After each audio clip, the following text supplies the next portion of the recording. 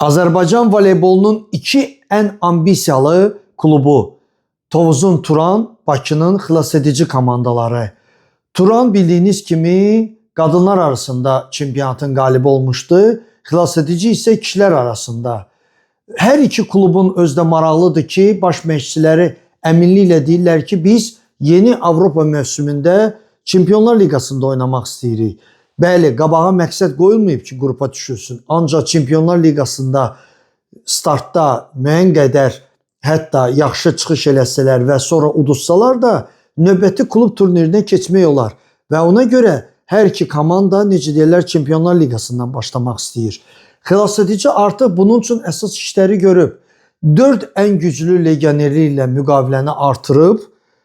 Turan da həmin şeyi etmək istəyir. Necə deyirlər, hər iki komandanın baş məşqçisi başa düşür ki, yeni Avropa mövsümündə yaxşı çıxış etmək üçün necə deyirlər, yaxşı legionerlər lazımdır. Artıq danışıqlara başlayıblar və hər şey klubların sponsorlarından asılıdır. Əgər yaxşı pul ayrılsa, hər iki komanda güclənəcək və yeni Avropa mövsümündə biz Turanı da, xilasedicini də güclü komandalar arasında görə biləcəyik. İnşallah, görək nə olur.